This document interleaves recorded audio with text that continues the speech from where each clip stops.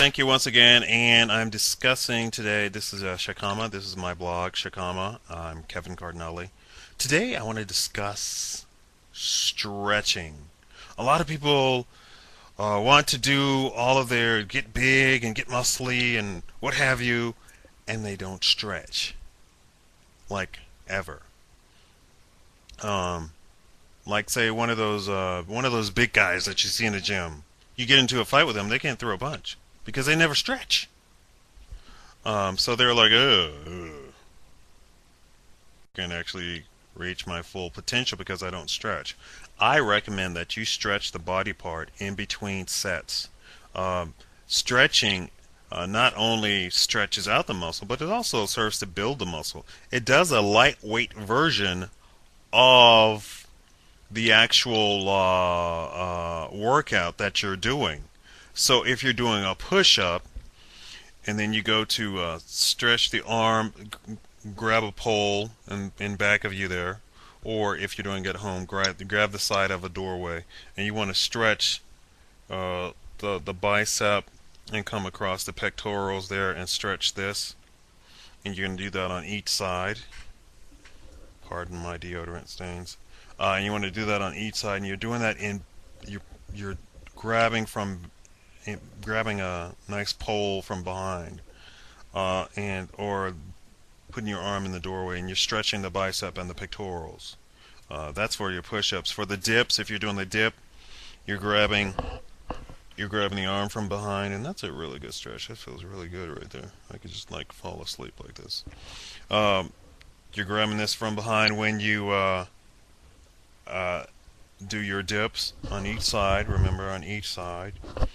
If you're doing your crunches in between your sets, you want to get into the like that cobra stance where you're laying on the floor and you're pushing up from the floor like that. So all of this stretches the upper abs. Even if you're doing the lower abs, you want to do that pose. For the lower abs too, you can lay on the ground and then grab your foot. It'll stretch the hamstring, but the hamstring will then grab also the lower abs along with it because all of your muscles work in tandem. So if this stretches out, then this will stretch out to meet it, you know, because they all work in tandem. Somebody asked about lower back or back problems.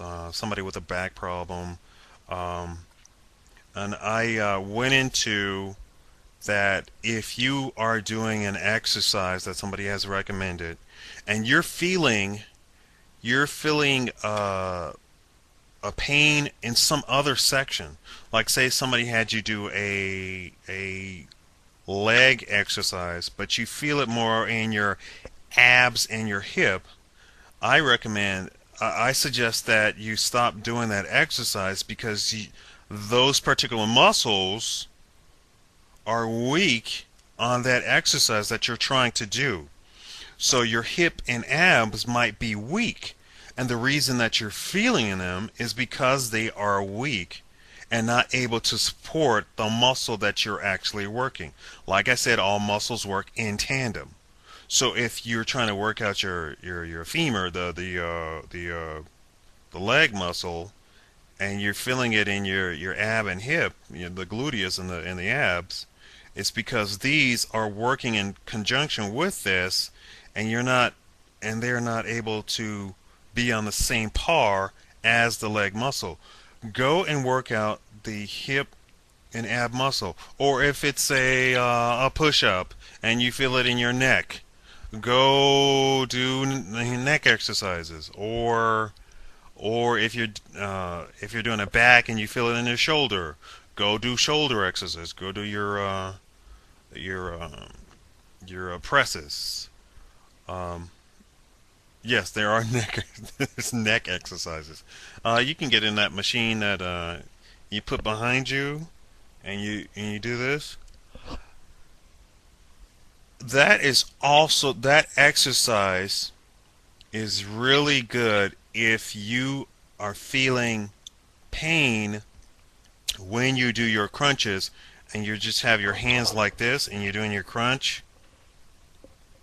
and you feel it in your neck. That is a really good machine to go to where you put the cushion behind there and you do your neck on behind. That is a really good exercise because your neck muscles are weak when you're doing the crunch. So that is a perfect example of what is going on. Your neck muscles are weak when you're doing the crunch. So you want to go do that exercise, build those muscles up. You'll find when you go do your crunches, you won't even feel the neck muscles when you're doing the crunches. And I'm about to choke myself with the cord. Um, I highly recommend that you go do that machine. If you don't have that machine, the only thing that I could recommend is if you were to hang off the side of your bed, like say this is the edge of your bed, and you had just your shoulders and your head hanging off, and you did your neck like that. It's not going to be as strong as the machine because the machine you can put weights on it, but it does give you the same type of exercise. I'm a big proponent of being able to do your workouts at home and doing your exercises at home. I always think of where is gravity pulling the muscle, and so you can get like cables, and once you figure out where gravity is pulling the muscles, you can then situate the cables in such a way that you can do the same exercises. I don't even have free weights, but I have cables and I bend in such a way or twist in such a way so that I know where gravity is pulling the muscle from to get that particular workout. But my original recommendation was to stretch. The stretching is the same action as when you're doing your workout. The muscle fibers tear apart and they build back up stronger. When you're doing your stretches, they do the same thing on a much smaller basis, but they do the same thing.